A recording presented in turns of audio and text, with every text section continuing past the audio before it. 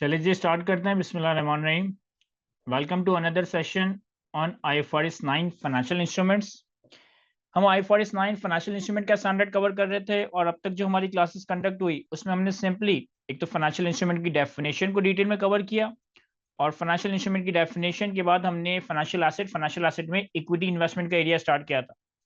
साथ साथ हमने फाइनेंशियल एसेट की क्लासिफिकेशन से पर्टेनिंग कुछ रूल्स वगैरह भी डिस्कस किए थे।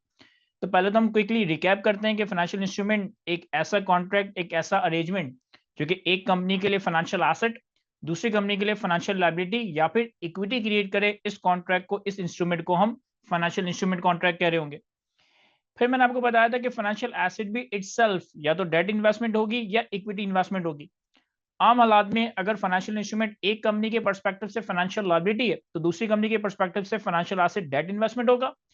आम हालात में अगर फाइनेंशियल इंस्ट्रूमेंट एक कंपनी के पर्सपेक्टिव से इक्विटी है तो ये दूसरी कंपनी के पर्सपेक्टिव से फाइनेंशियल एसेट इक्विटी इन्वेस्टमेंट को रिप्रेजेंट कर रहा होगा।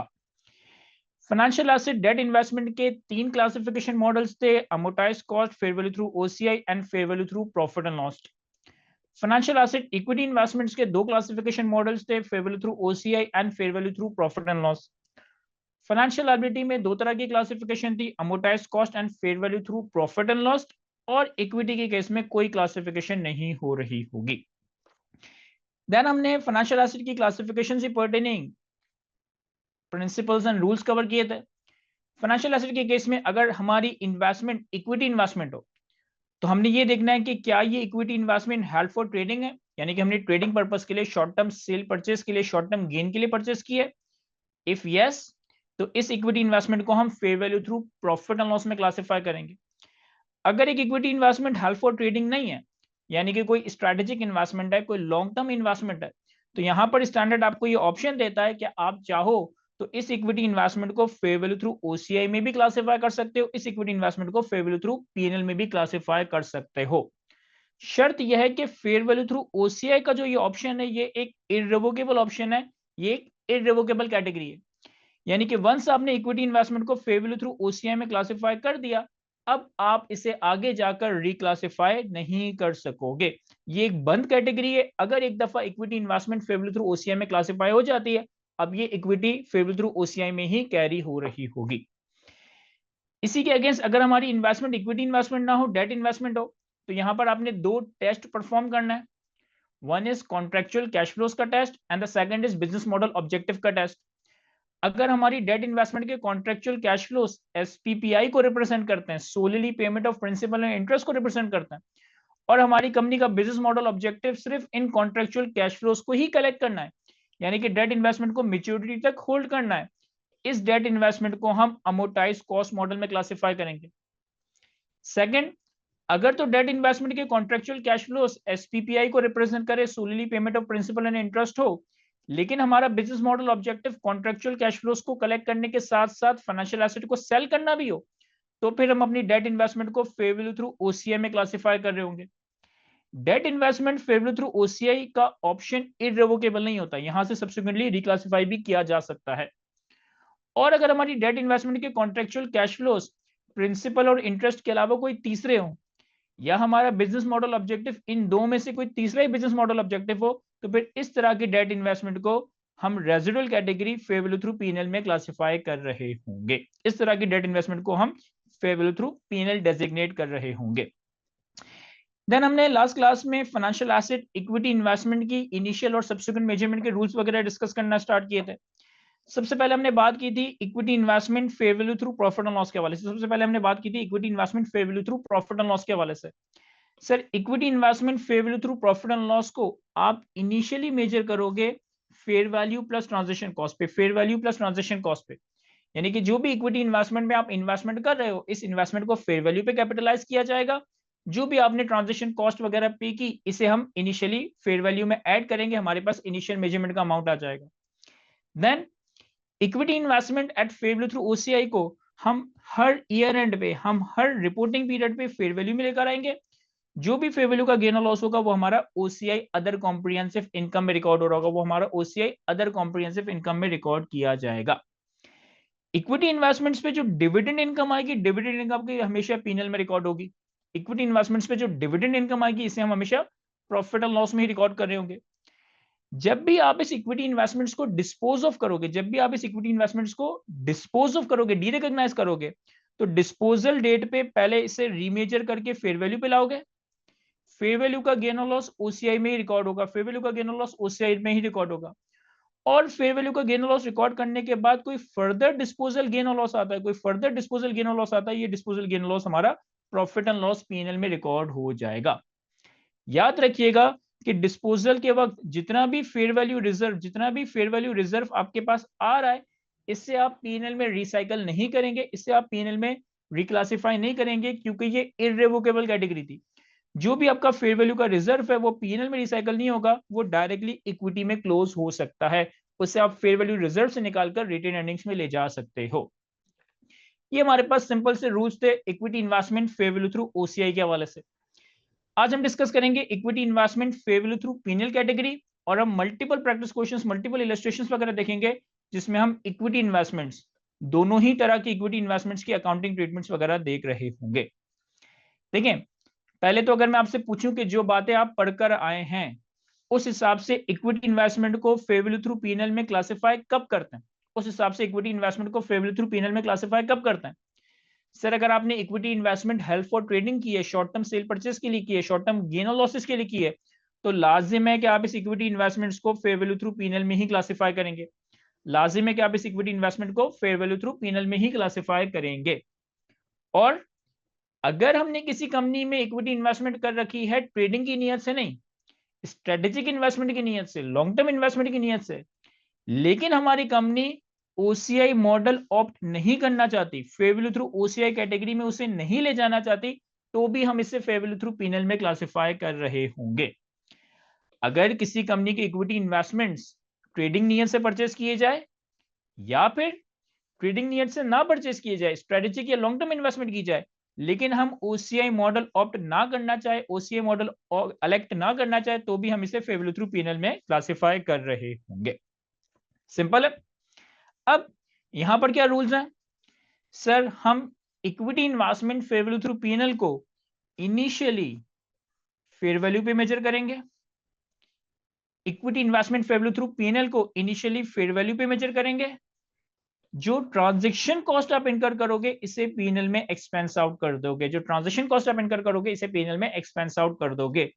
तो फर्क याद रखिएगा, फेयर वैल्यू थ्रू ओसीआई के केस में इनिशियल मेजरमेंट होगी fair value plus transaction cost, यानी कि ट्रांजैक्शन कॉस्ट कैपिटलाइज्ड हो जाएगी।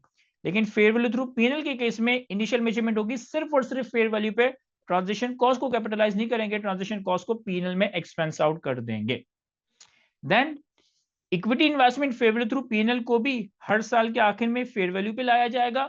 जो भी फेयर वैल्यू का चेंज होगा, जो भी फेयर वैल्यू का गेन या लॉस होगा, ये प्रॉफिट एंड लॉस में रिकॉर्ड हो जाएगा, ये प्रॉफिट एंड लॉस में रिकॉर्ड हो जाएगा। जो डिविडेंड इनकम आएगी वो भी प्रॉफिट एंड लॉस में रिकॉर्ड होगी, और डिस्पोजल के वक्त जो गेन और लॉस आएगा वो भी प्रॉफिट एंड लॉस में ही रिकॉर्ड हो रहा होगा। ये पॉइंट मैंने अभी कवर नहीं करवाया, रीजन बीइंग कि ये IAS 21 से लिंक्ड है। इसके बाद जब हम अगला स्टैंडर्ड IAS 21 कवर करवाएंगे तब हम फॉरेन एक्सचेंज गेन और लॉसेस को देखेंगे। देखिए, बड़े सिंपल से रूल्स हैं, कोई रॉकेट साइंस नहीं है। ये तो इतनी इतनी थ्योरी लिखी है ना, तो शायद हम देखकर घबरा रहे हैं। यहाँ पे मैंने सारी इनिशियल और सब्सिक्वेंट मेजरमेंट के रूल्स को एक जगह समराइज किया, एक जगह कंपाइल किया। अब तक मैंने आपको दो बातें या दो चीजें पढ़ाई हैं, equity investments fair value through OCI, equity investments fair value through PNL. इन दोनों इक्विटी इन्वेस्टमेंट्स के क्लासिफिकेशन मॉडल में इनिशियल मेजरमेंट ओसीआई के केस में fair value plus transaction cost, PNL के केस में सिर्फ फेयर वैल्यू पे, यानी कि ट्रांजैक्शन कॉस्ट को ओसीआई मॉडल में कैपिटलाइज करूंगा, पीएनएल मॉडल में एक्सपेंस आउट करूंगा। सब्सिक्वेंटली हर ईयर एंड पे मैं अपनी इन्वेस्टमेंट्स को फेयर वैल्यू पे लेकर आ रहा हूँ दोनों ही मॉडल्स में। लेकिन जो फेयर वैल्यू का गेन और लॉस है ओसीआई मॉडल में ये ओसीआई में रिकॉर्ड होगा, पीएनएल मॉडल में ये प्रॉफिट एंड लॉस में रिकॉर्ड होगा। दोनों ही केसेस में जो डिविडेंड इनकम है वो हमारी प्रॉफिट एंड लॉस में रिकॉर्ड होगी, दोनों ही केसेस में जो डिविडेंड इनकम है वो हमारी प्रॉफिट एंड लॉस में रिकॉर्ड होगी। फॉरेन करेंसी गेन और लॉस के बारे में हम IAS 21 के अंदर पढ़ेंगे, और इंपेयरमेंट के बारे में हम IFRS 9 में ही लेटेड स्टेज पे कवर करेंगे। ये वो एरिया है जो कि आपका नई स्कीम में IFRS 9 के अंदर ऐड किया गया है। पुरानी स्कीम में इंपेयरमेंट ऑफ फाइनेंशियल एसेट इस लेवल पे कवर नहीं करवाई जाती थी, CA फाइनल लेवल पे कवर करवाई जाती थी। लेकिन यहाँ पर नई स्कीम के हिसाब से इम्पेयरमेंट का एरिया है जो कि IFRS 9 में नया ऐड किया गया, लेटर स्टेज पे इसको देखेंगे। देन डिस्पोजल के वक्त हम क्या करेंगे सर? डिस्पोजल के वक्त हम अपनी इन्वेस्टमेंट्स को फेयर वैल्यू पे लेकर आ रहे होंगे। फेयर वैल्यू के गेन और लॉस का क्या करते हैं ये बात हम जानते हैं। फेयर वैल्यू पे लाने के बाद अगर डिस्पोजल पे कोई मजीद गेन या लॉस आता है, डिस्पोजल पे कोई मजीद गेन या लॉस आता है, ये P&L में रिकॉर्ड होगा। और जो भी OCI का रिजर्व है, जो भी OCI का रिजर्व है, फेयर वैल्यू का रिजर्व है, इसे P&L में रिसाइकल नहीं कर सकते, इसे हम इक्विटी में क्लोज कर देंगे। अगर equity investment fair value through P&L है तो यहां तो कोई फेयर वैल्यू का रिजर्व होगा ही नहीं, तो यहां पे मैंने नॉट एप्लीकेबल लिखा है। लेकिन अगर equity investment fair value through OCI है तो जो भी फेयर वैल्यू का रिजर्व है ये डिस्पोजल के वक्त, डी रिकॉग्निशन के वक्त P&L पे रिसाइकल नहीं होगा, डायरेक्टली इक्विटी में क्लोज हो जाएगा। तो ये सिंपल से लिमिटेड से कुछ प्रिंसिपल्स हैं जो कि आपको समझने और आने वाले वक्तों में सवालों के अंदर अप्लाई करने हैं। एक स्टूडेंट ने क्लासिफिकेशन के हवाले से सवाल पूछा है कि सर डेट इन्वेस्टमेंट के केस में, डेट इन्वेस्टमेंट के केस में ओनली इंटरेस्ट हो और प्रिंसिपल ना हो तो ये SPPI नहीं होगा। नहीं, अगर कॉन्ट्रेक्चुअल कैश फ्लोज में सिर्फ प्रिंसिपल है या सिर्फ इंटरेस्ट है तो भी SPPI का टेस्ट मीट हो जाएगा। अगर डेट इन्वेस्टमेंट की कॉन्ट्रेक्चुअल कैश फ्लोज में सिर्फ प्रिंसिपल की पेमेंट हो या सिर्फ इंटरेस्ट की पेमेंट हो या प्रिंसिपल और इंटरेस्ट दोनों की पेमेंट हो तो भी ये SPPI का टेस्ट मीट हो जाएगा। लेकिन अगर प्रिंसिपल और इंटरेस्ट के अलावा कोई तीसरी पेमेंट हो, मैंने आपको एग्जांपल दी थी कि गोल्ड प्राइस की बेसिस पे आपको पेमेंट मिल रही है या शेयर्स की मद में आपको पेमेंट मिल रही है, तो ये प्रिंसिपल और इंटरेस्ट की पेमेंट के अलावा कोई तीसरी पेमेंट है, अब SPPI का टेस्ट मीट नहीं हो रहा होगा। एनीवे, इक्विटी इन्वेस्टमेंट्स के हवाले से हमने जो बातें डिस्कस की, जो बातें पढ़ी, अब इनसे पर्टेनिंग हमने मल्टीपल प्रैक्टिस क्वेश्चंस वगैरह अटेम्प्ट करने, पास पेपर के क्वेश्चंस वगैरह अटेम्प्ट करने, तो उस पर आते हैं। लास्ट क्लास में हमने क्वेश्चन नंबर 4 सॉल्व किया था और क्वेश्चन नंबर 4 को हमने फेयर वैल्यू थ्रू OCI के हिसाब से सॉल्व किया था। क्वेश्चन नंबर 4 को हमने फेयर वैल्यू थ्रू OCI के हिसाब से सॉल्व किया था। अब हम इसे फेयर वैल्यू थ्रू P&L के हिसाब से सॉल्व करते हैं। देखिए क्या सवाल था। हमारी कंपनी ने एक इक्विटी इन्वेस्टमेंट परचेज की थी 30,000 की, 1% ट्रांजेक्शन कॉस्ट इनकर की थी 1 जनवरी 2006 पे। हमारी कंपनी ने एक इक्विटी इन्वेस्टमेंट परचेज की थी 30,000 की, 1% की ट्रांजेक्शन कॉस्ट थी 1 जनवरी 2006 पे। पहले साल के आखिर में 31 दिसंबर 2006 पे इसकी फेयर वैल्यू 30,000 से बढ़कर 40,000 हो गई। दूसरे साल के आखिर में इसकी फेयर वैल्यू 40,000 से कम होकर 38,000 हो गई है। एक स्टूडेंट ने कहा कि सर अमोटाइज कॉस्ट के बारे में बता दें, ये समझ नहीं आया। तो अमोटाइज कॉस्ट पे तो हम अभी आ ही नहीं है। जब मैं इक्विटी इन्वेस्टमेंट्स के बाद डेट इन्वेस्टमेंट्स पे आऊंगा तब मैं अमोटाइज कॉस्ट का पूरा डिटेल पोस्टमार्टम करवाऊंगा। अभी तो मैंने अमोटाइज कॉस्ट के हवाले से कुछ डिस्कस ही नहीं किया कि अमोटाइज कॉस्ट होता क्या है। डेट इन्वेस्टमेंट में हम अमोटाइज कॉस्ट कैटेगरी देखेंगे। सर हमने लास्ट क्लास में इस सवाल को फेयर वैल्यू थ्रू OCI से सॉल्व किया था, अब हम इसे फेयर वैल्यू थ्रू P&L से सॉल्व करते हैं। यहां देखें question number 4, fair value through OCI के हिसाब से हमने डे 1 पे फेयर वैल्यू और ट्रांजेक्शन प्राइस दोनों को कैपिटलाइज कर दिया था 30,300 पे। पहले साल के आखिर में 40,000 की फेयर वैल्यू पे लाए थे, तो जो फेयर वैल्यू का गेन था वो OCI में रिकॉर्ड हो गया। दूसरे साल के आखिर में 38,000 की फेयर वैल्यू पे लाए थे, तो जो 2,000 का फेयर वैल्यू लॉस था वो भी OCI में रिकॉर्ड हो गया था। इसी सवाल को अगर हम फेयर वैल्यू थ्रू P&L के हिसाब से करते तो इस केस में क्या होता। सर सबसे पहले 1 जनवरी x6 पे, 1 जनवरी x6 पे आपने 30,000 की इन्वेस्टमेंट्स परचेज की, फेयर वैल्यू पे से रिकॉर्ड कर लेंगे। यानी कि equity investment fair value through P&L debit, cash and bank credit 30,000। यहाँ पर डे 1 पे ट्रांजेक्शन कॉस्ट कैपिटलाइज नहीं होगी, ट्रांजेक्शन कॉस्ट आपकी सिंपली P&L में एक्सपेंस आउट हो जाएगी। ट्रांजेक्शन कॉस्ट कितनी थी सर? ट्रांजेक्शन कॉस्ट 30,000 का ही 1% थी, यानी कि 300। तो 300 से ट्रांजेक्शन कॉस्ट P&L में expense out, cash credit. OCI के केस में आपने इनिशियल इन्वेस्टमेंट को 30,300 पे रिकॉर्ड किया था, यहाँ पर इनिशियल इन्वेस्टमेंट को सिर्फ फेयर वैल्यू पे रिकॉर्ड किया, ट्रांजेक्शन कॉस्ट एक्सपेंस आउट कर दी। फिर पहले साल के आखिर में 31 दिसंबर x6 पे अब अपनी इन्वेस्टमेंट को फेयर वैल्यू पे लेकर आओगे। फेयर वैल्यू पहले साल के आखिर में कितनी है? 40,000। आपकी बुक्स में इन्वेस्टमेंट की कैरिंग अमाउंट कितनी है? 30,000। तो फेयर वैल्यू का गेन कितना आया?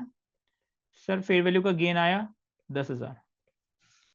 चूंकि fair value through PNL category है तो equity investments fair value through PNL debit,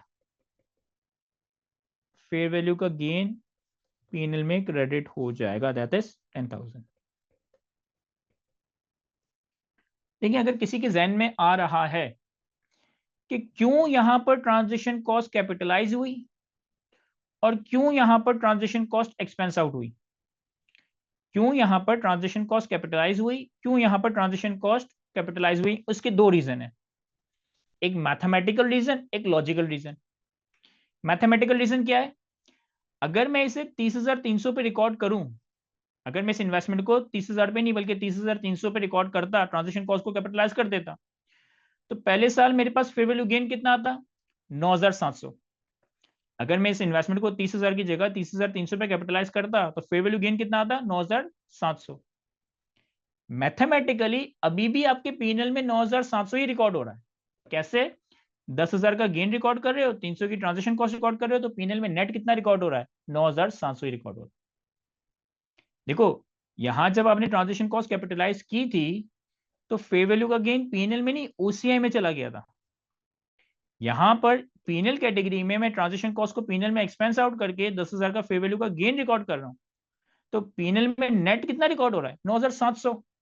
तो अगर मैं इसे 30,300 पे रिकॉर्ड करके 40,000 पे भी लेकर आता तो भी नेट गेन में 9,700 ही पीएनएल में रिकॉर्ड कर रहा होता। ये मैथमेटिकल रीजन है।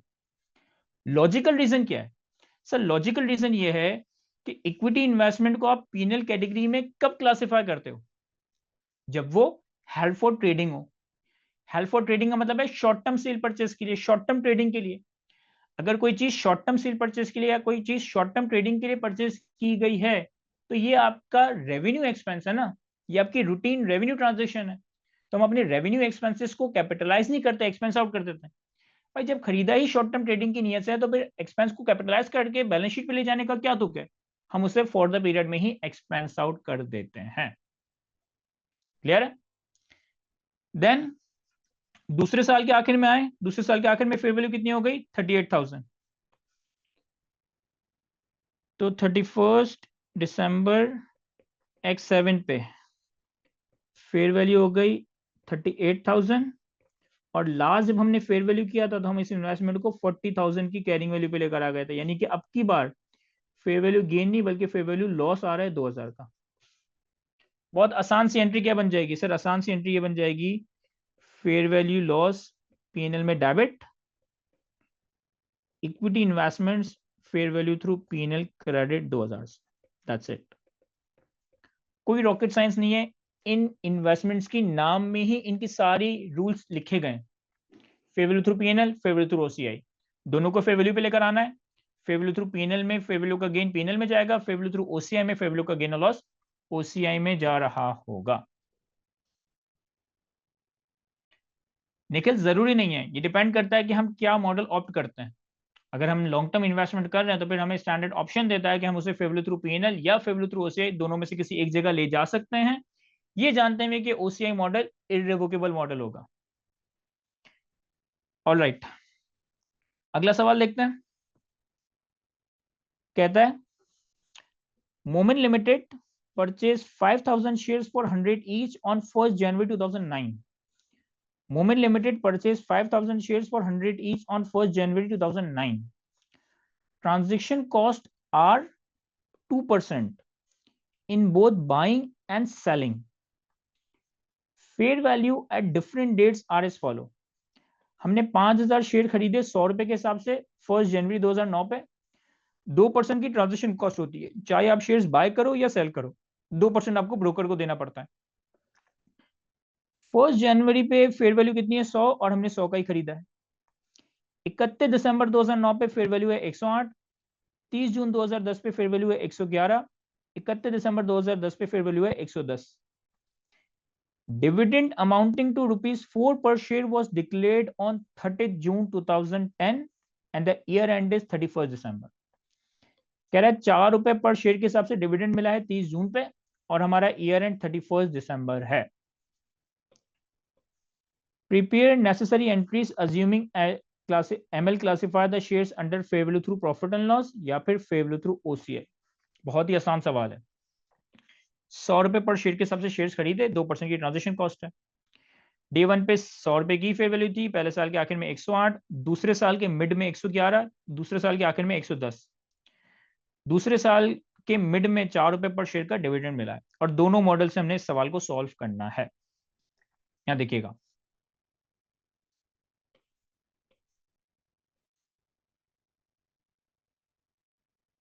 हमारे पास मोमेंट लिमिटेड, एक दफा हम इसे सॉल्व करेंगे। Equity investment fair value through OCI,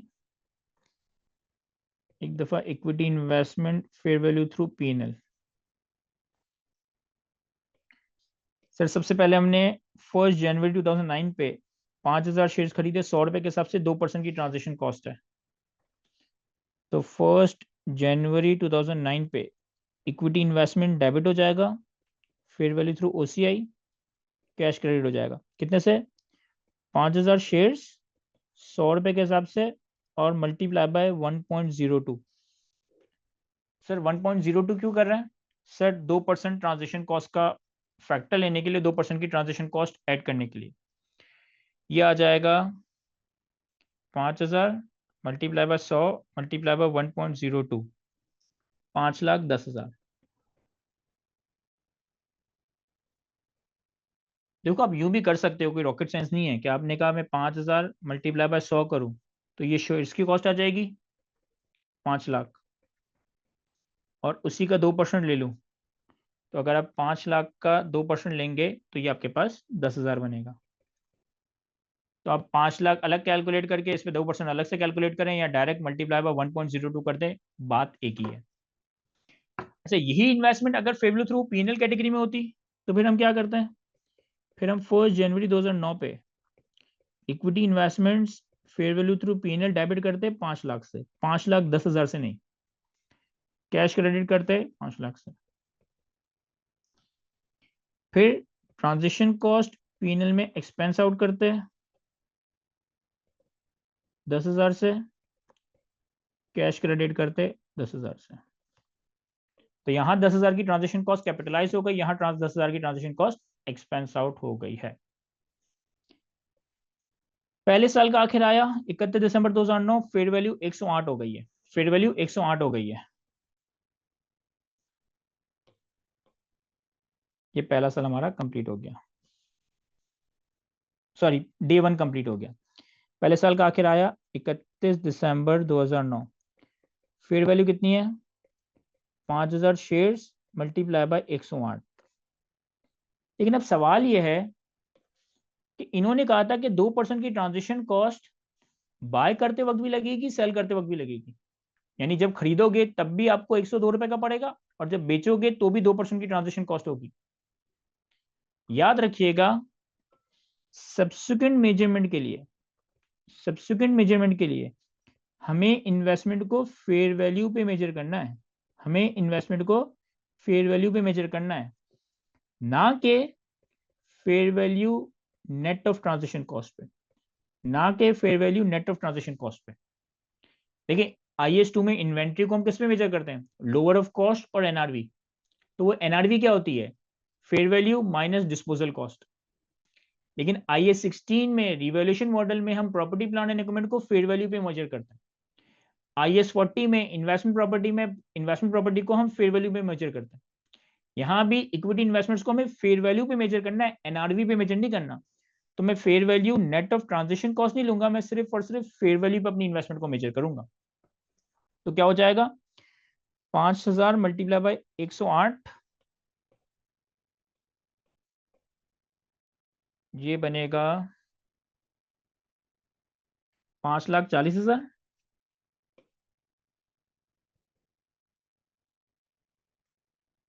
आपकी इन्वेस्टमेंट कितने पे है? ऑलरेडी 5,10,000 पे है। तो हमारे पास equity investment fair value through OCI debit, fair value का गेन ओसीआई में क्रेडिट हो जाएगा। कितने से? 30,000। और ये 30,000 कैसे आया सर? सिंपली 540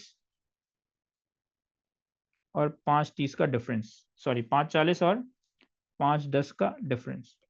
5,10,000 की इन्वेस्टमेंट को अगर मुझे 5,40,000 पे लाना है तो 30,000 से मैंने इन्वेस्टमेंट बढ़ा दी, 30,000 से मैंने फेयर वैल्यू का गेन ओसीआई में रिकॉर्ड कर दी।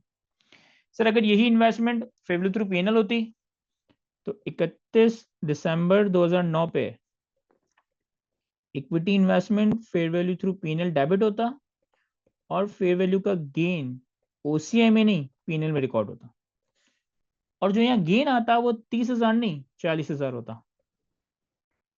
40,000 कैसे? सर 5,40,000 की तो फेयर वैल्यू है, लेकिन पीएनएल मॉडल में हमने इन्वेस्टमेंट को इनिशियली मेजर किया है फेयर वैल्यू 5 लाख पे, तो 5,40 और 5 लाख का डिफरेंस। तो यहाँ पर हमारा गेन 30,000 का आया। यहाँ पर भी अगर आप इफेक्टिवली देखें ना, मैथमेटिकली देखें तो 40,000 का गेन 10,000 का एक्सपेंस रिकॉर्ड कर रहे हो, यानी कि नेट गेन आप 30,000 का ही रिकॉर्ड कर रहे हो। पीएनएल में नेट इंपैक्ट 30,000 का ही आ रहा है। क्लियर है? ये हमारे पास पहला साल कंप्लीट हो गया। अब इसके बाद इन्होंने हमें बताया कि हमें 30 जून 2010 पे 4 रुपए के हिसाब से डिविडेंड मिला। 30 जून 2010 पे 4 रुपए के हिसाब से डिविडेंड मिला। चाहे फेयर वैल्यू थ्रू ओसीआई हो चाहे फेयर वैल्यू थ्रू पीएनएल हो, डिविडेंड पीएनएल में ही रिकॉर्ड होगा। डिविडेंड दोनों ही केसेस में पीएनएल में रिकॉर्ड होगा। तो डिविडेंड की आसान सी एंट्री क्या बन जाएगी? 30 जून 2010 cash debit dividend income PNL में क्रेडिट। कितना? सर 5,000 शेयर्स हैं और 4 रुपए के हिसाब से डिविडेंड मिला है। 5,000 शेयर्स है और 4 रुपए के हिसाब से डिविडेंड मिला है, that is 20,000। That is 20,000। Same यही एंट्री यहां बनेगी 30 जून 2010 पे कैश डेबिट 20,000 और डिविडेंड इनकम पीएनएल में क्रेडिट 20,000। सर हो सकता है किसी के जहन में आ रहा हो कि सर ये fair value through PNL category है, आप डिविडेंड इनकम को पीएनएल में लेके जा रहे हो, मेक सेंस। लेकिन ये fair value through OCI category है, तो यहाँ क्यों डिविडेंड पीएनएल में जा रहा है, यहाँ क्यों डिविडेंड ओसीआई में नहीं जा रहा?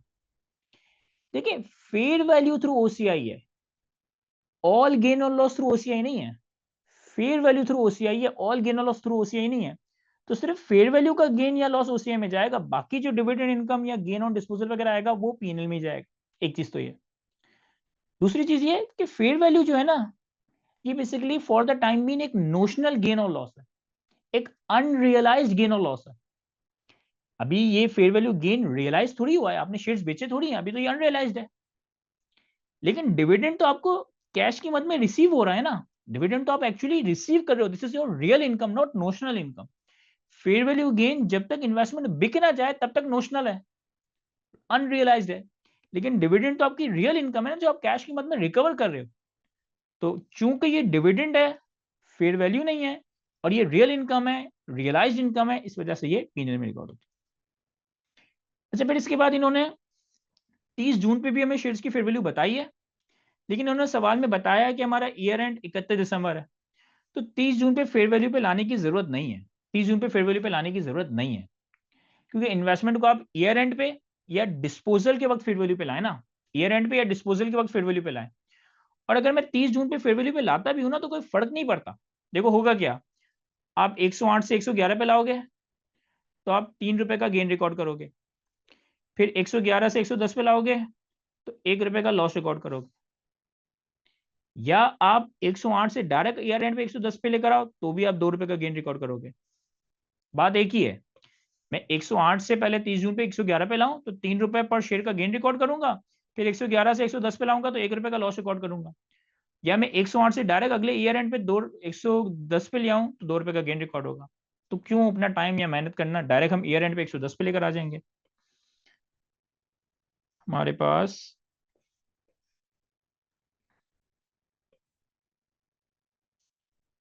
इकतीस दिसंबर 2010 फेयर वैल्यू कितनी है?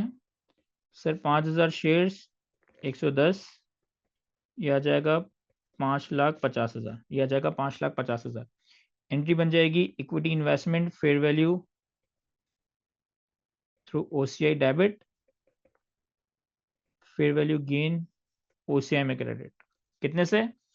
सर पिछली बार आप ऑलरेडी 540 पे लेकर आ गए थे, अब 540 से 550 पे लाना है, तो कितना गेन आएगा? 10,000। तो 10,000 का gain simply fair value through OCI में रिकॉर्ड हो जाएगा। 10,000 का gain simply fair value through OCI में रिकॉर्ड हो जाएगा।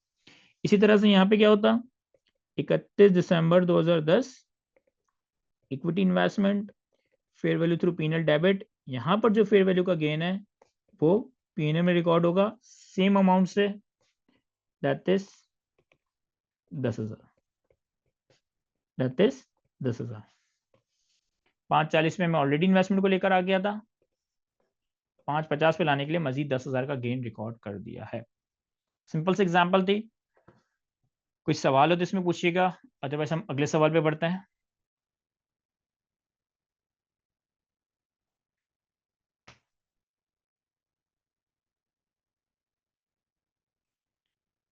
क्लियर है सर? इसके बाद अगला सवाल है हमारे पास क्वेश्चन नंबर 6। बहुत आसान सा सवाल है, बस एक छोटा सा एडिशनल कॉन्सेप्ट है यहाँ पर। देखें, कुछ मार्केट्स ऐसी होती हैं जिसे हम ब्रोकर ड्राइविंग मार्केट्स कहते हैं। कुछ मार्केट्स ऐसी होती है जिसे हम ब्रोकर ड्राइविंग मार्केट कहते हैं। देखिए फॉर एग्जांपल अगर आप रियल एस्टेट को देखो ना, तो रियल एस्टेट में क्या होता है कि फॉर एग्जांपल रियल एस्टेट का एक ब्रोकर एक प्रॉपर्टी की डील करवाता है। लेट्स से 1 करोड़ रुपए की, 10 मिलियन की। अगर एक ब्रोकर रियल एस्टेट का एक प्रॉपर्टी की डील करवाता है 10 करोड़ रुपए की, तो वो क्या करेगा, ये बायर से लेट्स से 1% का कमीशन लेगा, ये सेलर से 1% का कमीशन लेगा। ब्रोकर का काम क्या होता है रियल एस्टेट में, कि वो बायर और सेलर को मिला देता है और दोनों के दरमियान एक वैल्यू के ऊपर डील एग्जीक्यूट करवा देता है। और बायर से जो भी कमीशन एग्री हुआ, लेट्स से 1% कमीशन बायर से ले लेगा। सेलर से जो भी कमीशन एग्री हुआ, लेट्स से 1% कमीशन सेलर से ले लेगा। ये नॉर्मली होता है। अगर आप किसी ब्रोकर के थ्रू को प्रॉपर्टी बाय या सेल करते हो, तो जो भी पैसे बनते हैं वो आप सामने वाले बायर को सेलर को पे कर देते हो और कमीशन ब्रोकर को दे देते हो, और जो भी सेलर होता है वो भी कमीशन ब्रोकर को दे देता है। यानी कि इस मार्केट में ब्रोकर की जो इनकम है ना, वो बायर और सेलर से सेपरेटली कमीशन ले रहा होता है। ये एक एग्जांपल थी जो कि ब्रोकर ड्राइविंग मार्केट नहीं है। देखो इसी के अगेंस्ट फॉर एग्जांपल आप जाते हो मनी एक्सचेंज। अगर आप कभी मनी एक्सचेंज जाना हुआ हो या मनी एक्सचेंज जाने का कभी आपको एक्सपीरियंस रहा हो, तो आपने देखा होगा कि वहां पर ना एक रेट लिस्ट आ रही होती है।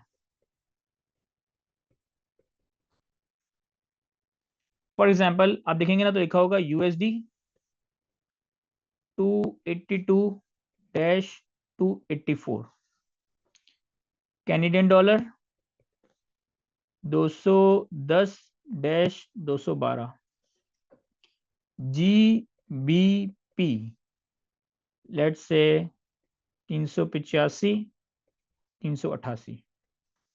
अगर आप मनी एक्सचेंज जाओ ना, तो आपको करेंसी लिस्ट में रेट कुछ इस तरह से नजर आ रहे होंगे।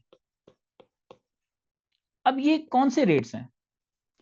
इसमें से एक रेट होता है बाइंग रेट, एक रेट होता है सेलिंग रेट। आसान सा तरीका इसको याद रखने का, जब भी आप मनी एक्सचेंज जाओगे ना, ये समझना कि आपका नुकसान ही होगा। क्या मतलब ये कि अगर आप करेंसी बाय करने जा रहे हो तो आपको महंगी मिलेगी, और अगर आप करेंसी सेल करने जा रहे हो तो आपको सस्ती मिलेगी। सॉरी, अगर आप बाय करने जा रहे हो तो आपको महंगी मिलेगी, सेल करने जा रहे हो तो सस्ते में बिकेगी। यानी कि अगर आप एक मनी एक्सचेंज के पास जाओ और यूं रेट लिस्ट लिखी हो, आप उससे पूछोगे ना डॉलर कितने का मिलेगा, मुझे कितने का मिलेगा, वो बोलेगा 284 का। और आप उससे बोलो यार मेरे पास डॉलर है, मुझे बेचने कितने पैसे दोगे, तो वो आपसे कहेगा 282 दूंगा। मनी एक्सचेंज में अगर आप जाओ तो यहाँ पे कौन सा रेट किस वक्त सेलेक्ट करना है, इसकी जुगाड़ सिंपल सी ये है कि आपका हमेशा नुकसान ही होगा। खरीदने जाओगे तो महंगे मिलेगा, बेचने जाओगे तो सस्ते में बिकेगा। यानी कि इसमें से एक होता है बाइंग रेट, एक होता है सेलिंग रेट। एक होता है बाइंग रेट, एक होता है सेलिंग रेट। सर हमें याद कैसे रहेगा कौन सा बाइंग है कौन सा सेलिंग है? आसान सी जुगाड़, आप अपना नुकसान देखें। मैं खरीदने जाऊंगा तो मुझे महंगा मिलेगा, मैं बेचने जाऊंगा तो मैं सस्ते में बेच कर आ रहा हूं। क्लियर है? अब मैं आपसे पूछूं कि अगर आप शेयर, अच्छा इसी तरह स्टॉक मार्केट की बात करें, लेट्स से कि हम पाकिस्तान स्टॉक एक्सचेंज की बात करें, तो पाकिस्तान स्टॉक एक्सचेंज में भी ऐसे होता है। For example Pakistan stock exchange में एक कंपनी है, let's say standard chartered bank, SCB. जब आप स्टॉक एक्सचेंज की वेबसाइट पे या स्टॉक एक्सचेंज के प्लेटफॉर्म पे शेयर्स की प्राइस देखेंगे ना, वो यूं लिखी भी आ रही होगी 21-21.5। दो प्राइसेस आ रही होंगी, एक बाइंग रेट होगा एक सेलिंग रेट होगा। हमें कैसे समझना है? हम अपना नुकसान सोचेंगे। खरीदने जाओगे महंगा मिलेगा, बेचने जाओगे सस्ता बिकेगा। अच्छा, इस मार्केट के अंदर और इस मार्केट के अंदर फर्क क्या है? इस मार्केट के अंदर और इस मार्केट के अंदर फर्क क्या है? यहां पे ना रियल एस्टेट वाले एग्जांपल में ब्रोकर कैसे कमाता है, ब्रोकर कैसे कमाता है, वो बायर और सेलर से अलग अलग 1% का कमीशन ले रहा होगा। मनी एक्सचेंज में अगर आप करेंसी बाय या सेल करने जाते हो ना, आपसे कोई कमीशन नहीं लिया जाता। उसने प्राइसिंग ही ऐसी बनाई हुई होती है कि इस प्राइसिंग के अंदर ही ब्रोकर का कमीशन है। ब्रोकर क्या करता है, 282 के, 210 के, 385 के डॉलर पाउंड्स वगैरह खरीदता है और 284, 212 या 388 के बेचता है। तो इन दोनों का जो डिफरेंशियल है ना, ये ब्रोकर की इनकम होती है, ये ब्रोकर की इनकम होती है। इसमें और इन दोनों में फर्क क्या है कि यहां पर ब्रोकर बायर और सेलर दोनों से कमीशन ले रहा होगा, लेकिन ब्रोकर ड्राइवन मार्केट के अंदर बायर और सेलर से कोई सेपरेट कमीशन नहीं लिया जाएगा। बायर को चीज महंगी दी जा रही होगी, सेलर से चीज सस्ते में ली जा रही होगी, और इन दोनों को जो डिफरेंशियल है ना, यही ब्रोकर की कमीशन इनकम या ब्रोकर की इनकम होती है।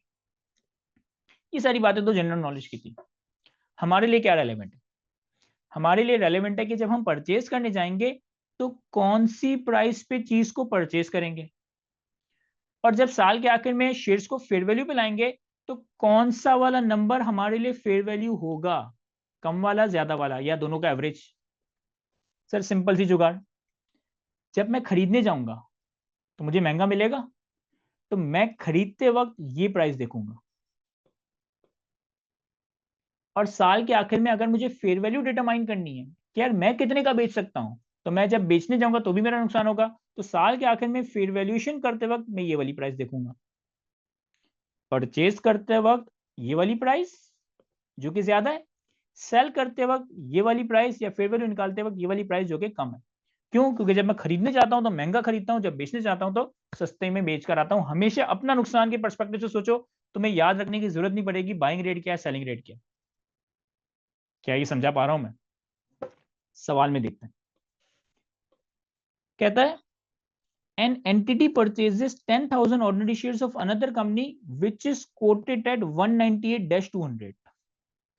कह रहा है एक कंपनी ने दूसरी कंपनी के 10,000 शेयर्स परचेज किए जिसकी कोटेड प्राइस क्या आ रही है, 198-200, 198-200। अगर मैं आपसे पूछूं कि आपने कितने का खरीदा होगा, 198 का या 200 का, 198 का या 200 का, जरा बताएं मुझे, अगर समझ आया तो हमें। बिल्कुल सही। सर हमने खरीदा है ना, तो हमने तो महंगा खरीदा होगा, तो हमने कितने का खरीदा होगा, 200। तो हमारे लिए 198 रेलेवेंट नहीं, हमारे लिए 200 रेलेवेंट है। फिर कहता है एंड पेज कमीशन टोटलिंग 3%। अच्छा ये चूंकि एक सवाल है तो इसके अंदर उन्होंने थोड़ी और बात कर दी है कि ब्रोकर ड्राइवन मार्केट होने के अलावा भी 3 रुपए का कमीशन है, कोई और ट्रांजेक्शन कॉस्ट वगैरह होगी, लेकिन इसे हम सेपरेटली देख लेंगे। इस 198 और 200 में से हमने परचेस किया होगा 200 का, इसके अलावा एडिशनल 3 का कमीशन अलग है। चलो आगे, at the entity first year end the market quote shares are 218-220। पहले साल के आखिर में इन शेयर्स की कोटेड प्राइस कितनी हो गई, 218, 220। अब मुझे पहले साल के आखिर में शेयर्स को फेयर वैल्यू पे लाना है, तो फेयर वैल्यू पे लाने के लिए मैं 218 पिक करूं, 220 पिक करूं, या इन दोनों का एवरेज लूं, या कुछ और? पहले साल के आखिर में मुझे अगर फेयर वैल्यू पे लाना है तो 218 मेरे लिए रेलेवेंट है, 220? सर पहले साल के आखिर में आपके लिए 218 रेलेवेंट होगा, क्योंकि पहले साल के आखिर में फेयर वैल्यू पे लाने का मतलब है कि आप बेचोगे तो कितने का बिकेगा? सर हम बेचेंगे तो 220 का नहीं बिकेगा, 218 का बिकेगा। और फिर कहता है कि बेचते वक्त भी 6 रुपए की ट्रांजेक्शन कॉस्ट इनकर होगी, लेकिन ये रेलेवेंट नहीं है क्योंकि हम बेच नहीं रहे, बस हमें ट्रांजेक्शन कॉस्ट बता रहा है। हमें सिर्फ फेयर वैल्यू पे लेकर आना है, fair value net of transaction cost भी नहीं लाना। Generalise the above if it is classified as fair value through OCI, fair value through PNL. तो ये सॉल्व कर लेंगे हम खुद ही, मुझे करवाने की जरूरत तो नहीं है। डे 1 पे 200 की फेयर वैल्यू पे रिकॉर्ड करेंगे, ओसीआई कैटेगरी में ट्रांजेक्शन कॉस्ट कैपिटलाइज कर देंगे, पीएनएल कैटेगरी में ट्रांजेक्शन कॉस्ट एक्सपेंस आउट कर देंगे। साल के आखिर में 218 की फेयर वैल्यू पे लेकर आ जाएंगे, ओसीआई कैटेगरी में फेयर वैल्यू का गेन ओसीआई में, पीएनएल कैटेगरी में फेयर वैल्यू का गेन पीएनएल में चला जाएगा। तो ये सवाल आप लोग इजीली खुद ही सॉल्व कर सकते हैं होमवर्क में। अगला सवाल देखते हैं। Green tree company purchase 25,000 shares in EG company in 2001 for 20 per share. Transaction cost on the purchase or sale are 1% of the purchase or sale price. The share price on 31st December 2001 was 22.5-22.8. Green Tree Company sold the shares on 20 December 2002 for 26.2 per share. देखो बहुत सारी बात है। 25,000 shares खरीदे 20 रुपए के हिसाब से, 25,000 शेयर्स खरीदे 20 रुपए के हिसाब से, 1% ट्रांजेक्शन कॉस्ट होती है बाय करते वक्त भी, सेल करते वक्त भी। पहले साल के आखिर में 31 दिसंबर 2001 पे मार्केट कोटेशन प्राइस कितनी है? 22.5-22.8। हमारे लिए कौन सा रेलेवेंट होगा? सर हमारे लिए 22.5 रेलेवेंट होगा, 22.8 रेलेवेंट नहीं होगा। फिर 20 दिसंबर 2002, ये अलग अलग डेट्स हैं, ये 31 दिसंबर 2001 है, ये 20 दिसंबर 2002 है। 20 दिसंबर 2002 पे हमने इन शेयर्स को एक्चुअली बेच दिया, हमने इन शेयर्स को एक्चुअली बेच दिया 26.2 का, 26.2 के हिसाब से। हमें क्या करना है? हमें fair value through OCI, fair value through PNL दोनों तरीके से जनरल एंट्रीज बनानी है। बाज़ाहिर तो मैं आसान लग रहा है, लेकिन स्टिल मैं करवा देता हूं क्योंकि यहाँ पर एक छोटी सी एडजस्टमेंट है, मतलब एडजस्टमेंट नहीं है, मैथमेटिकल एक चीज है, इसको बताने के लिए मैं करवा देता हूँ सॉल्व।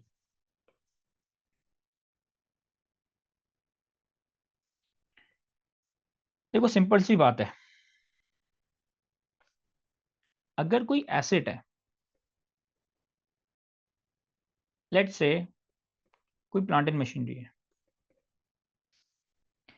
मैं आपसे कहता हूं कि आप इसे बाय करने गए और आपने प्लांट एंड मशीनरी बाय की 1 लाख रुपए की, आपने प्लांट एंड मशीनरी बाय की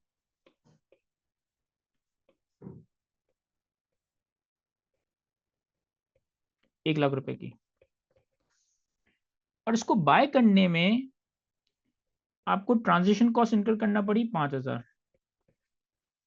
एक प्लांट एंड मशीनरी आपने बाय की 10,000 रुपए की या 1 लाख रुपए की, और उसको बाय करने में आपको ट्रांजेक्शन कॉस्ट इनकर करना पड़ी 5,000। आपके लिए इसकी कॉस्ट क्या होगी? सर हमारे लिए इसकी कॉस्ट होगी 1 लाख प्लस 5,000, यानी कि 1,05,000। लेकिन अगर मैं आपसे कहूं कि आप एक प्लांट एंड मशीनरी सेल करने गए और सेल करते वक्त आपको प्राइस मिली 1 लाख, और 1 लाख की प्राइस के अलावा आपको 5,000 रुपए ट्रांजेक्शन कॉस्ट भी देने पड़े। अब मैं आपसे पूछूं कि आपके लिए सेल प्रोसीड क्या होगी? आपके लिए सेल प्रोसीड क्या होगी? जरा बताएं मुझे। अगर मैं एक चीज 1 लाख रुपए की बेच रहा हूं और 5,000 की ट्रांजेक्शन कॉस्ट इनकर कर रहा हूं, तो मेरे लिए सेल प्रोसीड क्या होगी? 1 लाख या 1,05,000? 1 लाख या 1,05,000? सर मेरे लिए सेल प्रोसीड 95,000 होगी। 1 लाख माइनस 5,000। सर ये क्या बात हुई? यहां ट्रांजेक्शन कॉस्ट आपने ऐड की, यहां ट्रांजेक्शन कॉस्ट आपने माइनस की, ऐसा क्यों? देखो बड़ा सिंपल है, जब मैं कोई चीज खरीदने जा रहा हूं तो लाख रुपए की खरीदने का मतलब है कि मैं लाख रुपए दूंगा। 5,000 की ट्रांजेक्शन कॉस्ट का मतलब है कि मैं 5,000 भी दूंगा, तो मेरी जेब से कितने गए? 1,05,000। मेरी जेब से पैसे कितने गए? 1,05,000। तो यहां पर ट्रांजेक्शन कॉस्ट ऐड हो जाती है। लेकिन जब आप कोई चीज बेचने जाते हो, अब आप बेचने गए, कितने में? 1 लाख की बिकी, तो आपको पैसे कितने मिलेंगे? 1 लाख। आपको पैसे कितने मिलेंगे? 1 लाख। लेकिन आपको ट्रांजेक्शन कॉस्ट देनी पड़ेगी 5,000। तो आप उसी 1 लाख में से 5,000 की ट्रांजेक्शन कॉस्ट दोगे। तो नेट कैश इनफ्लो कितना हुआ? नेट कैश आपके पास आया कितना? 95,000। 1 लाख नहीं, 1,05,000 नहीं, 95,000। तो ये बेसिकली नेट कैश आउटफ्लो है, और ये बेसिकली नेट कैश इनफ्लो है। बस बताना ये चाह रहा हूं कि ट्रांजिशन कॉस्ट हमेशा ऐड या हमेशा लेस नहीं होती। ये डिपेंड करता है कि आप कर क्या रहे हो। ये डिपेंड करता है कि आप कर क्या रहे हो। आप एसिड बाय कर रहे हो या एसिड सेल कर रहे हो? आप एसिड बाय कर रहे हो या एसिड सेल कर रहे हो? अगर हम एसिड बाय कर रहे हैं तो हमारे पास से आउटफ्लो ज्यादा हो रहा होगा, तो ट्रांजिशन कॉस्ट ऐड हो रही होगी। लेकिन अगर हम एसिड सेल कर रहे हैं तो हमारे पास इनफ्लो कम हो रहा होगा, तो हम ट्रांजिशन कॉस्ट को लेस कर रहे होंगे। फॉर एग्जाम्पल, आप एक लोन ले रहे हो। आप एक लोन ले रहे हो, बैंक से आपने एक लोन लिया। बैंक कहता है कि ठीक है, हम आपको लोन दे देते हैं 2 लाख का। लेकिन इस 2 लाख के अगेंस्ट आपके पास आपको प्रोसेसिंग फी देनी पड़ेगी 10,000 की। हम आपको 2 लाख का लोन दे देते हैं, लेकिन आपको प्रोसेसिंग फी देनी पड़ेगी 10,000 की। मुझे बताएं, मेरे पास नेट कैश इनफ्लो कितना होगा? सर अगर मैं 2 लाख का लोन ले रहा हूं तो मुझे बैंक 2 लाख देगा, लेकिन बैंक कहेगा मैं 10,000 की प्रोसेसिंग फी भी लूंगा, तो वो मैं बैंक को वापस दे रहा हूं। तो मुझे नेट कैश कितना मिल रहा है? सर मुझे नेट कैश मिल रहा है 1,90,000। तो यानी कि अगेन लोन के केस में क्या होगा? ट्रांजेक्शन कॉस्ट सब्ट्रैक्ट हो रही होगी। तो अगेन आप अगर ये याद रखने जाएंगे ना, इतने रूल्स बन जाएंगे कि याद रहेगा नहीं। याद रखने की जरूरत ही नहीं है, लॉजिकली सोचें। खरीदने जा रहा हूं तो transaction cost over and above पे कर रहा हूं, यानी मेरी जेब से टोटल ज्यादा जा रहा है, ट्रांजेक्शन कॉस्ट ऐड होगी। बेचने जा रहा हूं तो पैसे मिल रहे हैं, लेकिन उसी में से ट्रांजेक्शन कॉस्ट भी पे करनी पड़ रही है, तो नेट कम मिलेगा, तो लेस होगा। लोन लेने जा रहा हूं तो लोन के पैसे मिल रहे हैं, लेकिन उसमें से ट्रांजेक्शन कॉस्ट देनी पड़ रही है, तो नेट इनफ्लो मेरा कम हो रहा होगा, तो सब्ट्रैक्ट। तो याद नहीं रखना है कि ऐड करना है लेस करना। लॉजिक अगर आपने समझ लेना, ये जिंदगी भर आप अप्लाई सही तरीके से कर रहे होंगे। याद रखने बैठेंगे ना कि यार एसिड के केस में बाय करते हुए ऐड करूंगा, एसिड के केस में सेल करते हुए लेस करूंगा, लाइबिलिटी के केस में लाइबिलिटी लेते हुए लेस करूंगा, ये याद रहेगा नहीं, एग्जाम में गड़बड़ कर जाओगे। सिंपली समझ जाओगे ना कि कब ऐड करना है, कब लेस करना है। डिपेंड करता है कैश इनफ्लो या आउटफ्लो की मूवमेंट के ऊपर, कि कैश आ रहा है या कैश जा रहा है। तो इस सवाल में यही वाली बात है कि 20 रुपए का शेयर खरीदा, खरीदते वक्त 1% की ट्रांजेक्शन कॉस्ट है, यानी कि आपको शेयर पड़ेगा मेरे ख्याल 21 का या समथिंग का। लेकिन जब आपने 26.2 का बेचा और 1% की ट्रांजेक्शन कॉस्ट है, तो अब आपके पास 26.2 आए नहीं होंगे। अब आपके पास 26.2 आए नहीं होंगे, बल्कि आपके पास पैसे 26.2 नेट ऑफ ट्रांजेक्शन कॉस्ट आए होंगे। मैं करवा देता हूं, यहाँ देखो। हमारे पास ग्रीन ट्री कंपनी,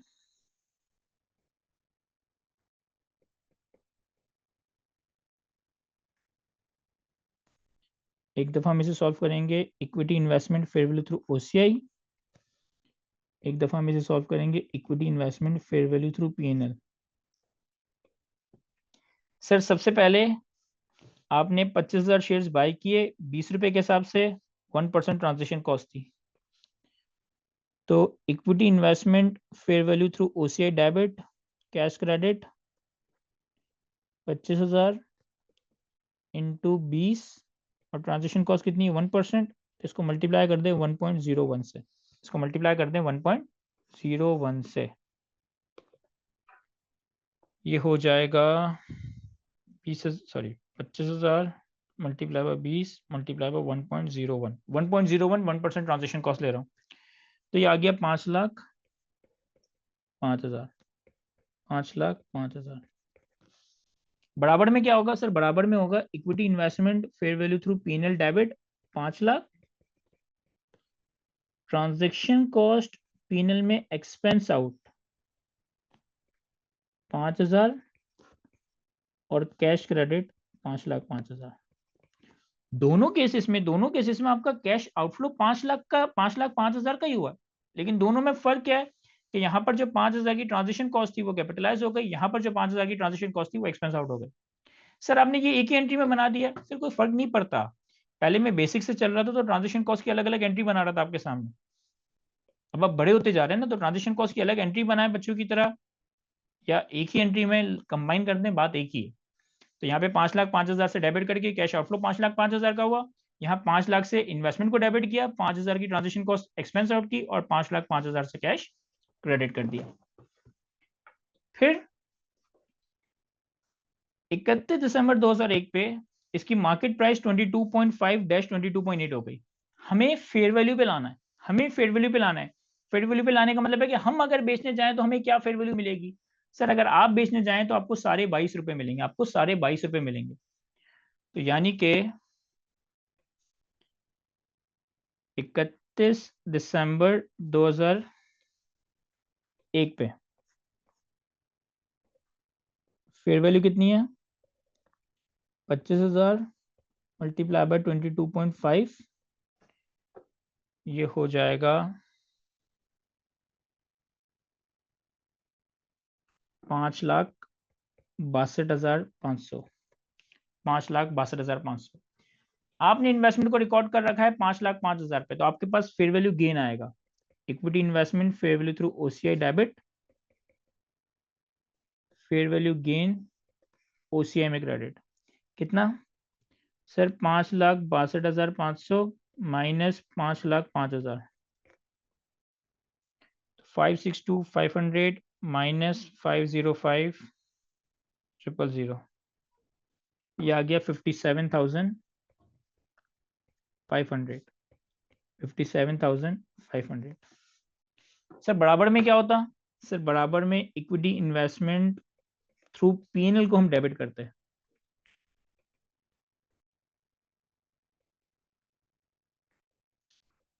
और फेयर वैल्यू गेन P&L में हम क्रेडिट करते हैं। कितना? सर 62,500 का। यहाँ पे 57,500 नहीं आएगा, यहाँ पर गेन कितना आएगा? 562,500 की फेयर वैल्यू, और हमने इसे इनिशियली 5 लाख पे रिकॉर्ड किया था, तो 62,500 से investment debit, fair value gain record हो गया। अब जो चीज बताने के लिए ये सवाल सॉल्व करवाया, बजाय तो सिंपल लग रहा था, लेकिन ये सवाल सॉल्व करवाने की जो वजह थी वो ये थी।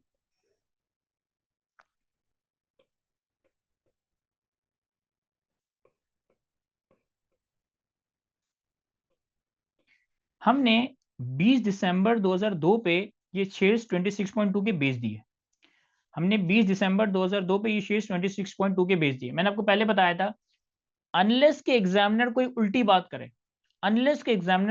बात करे, हमारी अजम्पशन ये होगी कि जिस प्राइस पे बाय किया जा रहा है वो उस दिन की फेयर वैल्यू है, जिस प्राइस पे सेल किया जा रहा है वो उस दिन की फेयर वैल्यू है।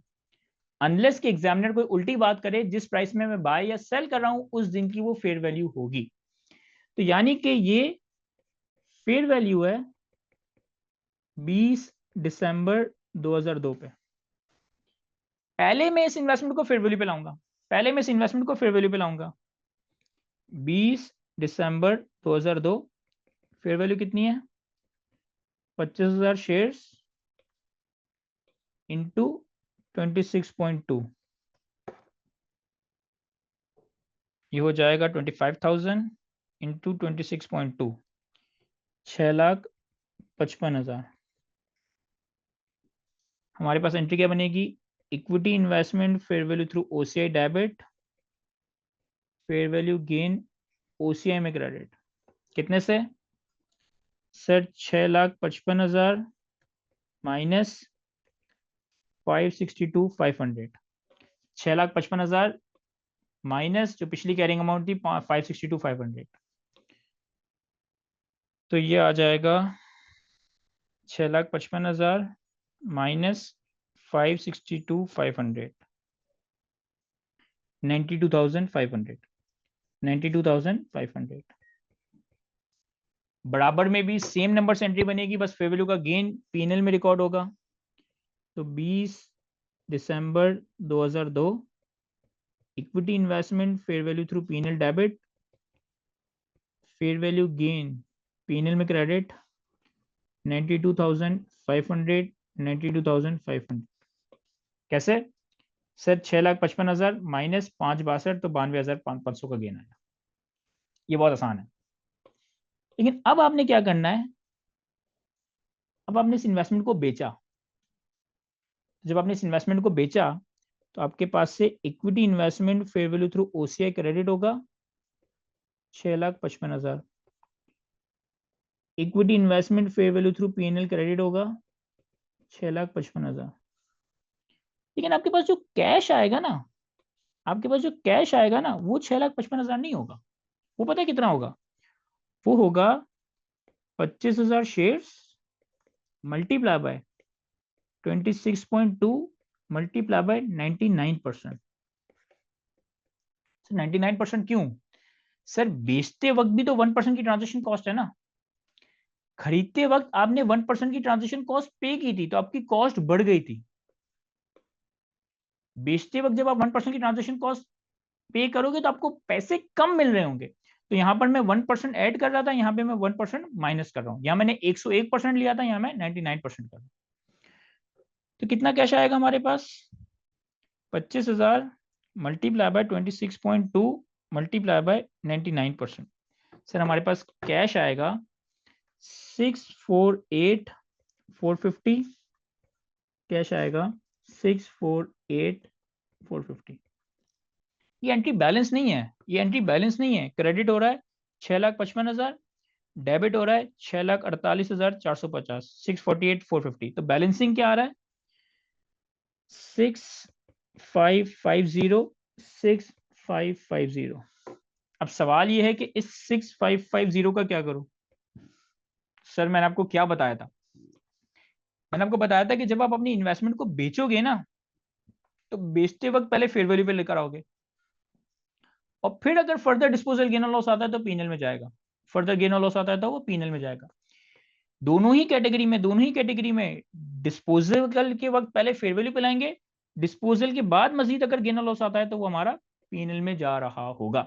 तो यहां भी हमने ऐसे ही करना है कि ये बेसिकली आपका लॉस है जो कि अफेक्टिवली ट्रांजिशन कॉस्ट की वजह से आ रहा है, जो कि पीएनएल में जाएगा। ये आपका लॉस ऑन डिस्पोजल है जो कि अफेक्टिवली ट्रांजिशन कॉस्ट की वजह से आ रहा है, जो कि पीएनएल में जा रहा होगा। वैसे क्लास एंट्री यहां पर जो भी फेयर वैल्यू का गेन आ रहा था वो डायरेक्ट पीएनएल में जा रहा था, तो कोई फेयर वैल्यू का रिजर्व तो था ही नहीं। जो भी फेयर वैल्यू का गेन और लॉस आता था वो कहां चले जाता था? पीएनएल में। कोई फेयर वैल्यू का रिजर्व था नहीं।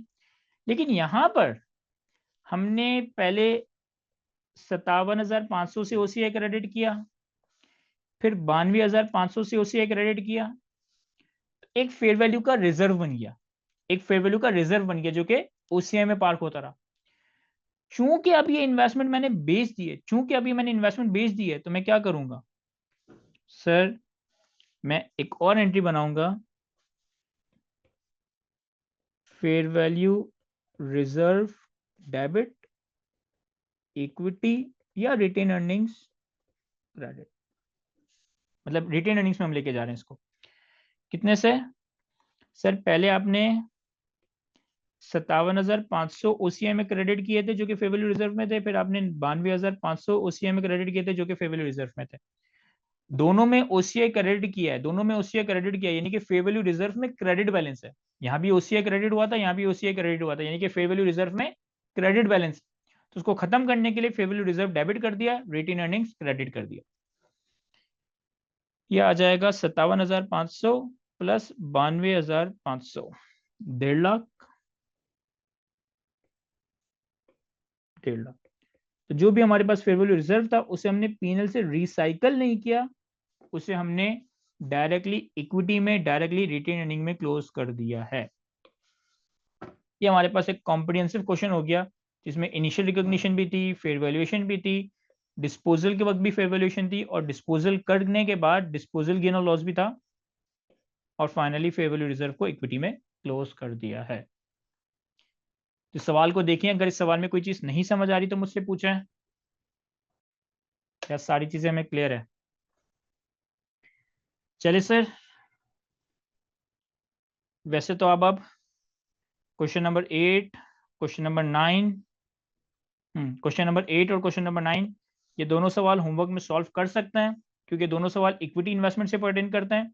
कोशिश कीजिएगा इन दोनों सवालों को सॉल्व करने की। अगर सॉल्व हो जाता है तो बहुत अच्छी बात है, नहीं होता तो हम इंशाल्लाह इसे नेक्स्ट क्लास में देख रहे होंगे। नेक्स्ट क्लास हमारी कल ही कंडक्ट हो रही होगी, जो भी टाइम है कल की क्लास का इंशाल्लाह आपके व्हाट्सएप ग्रुप पे शेयर हो जाएगा। तो आज तक की क्लास को हम ऑफिशियली यहीं तक रखते हैं। अगर कोई सवाल है आपका तो मैं स्टिल मौजूद हूँ यहाँ पे। थैंक यू, अल्लाह हाफिज़।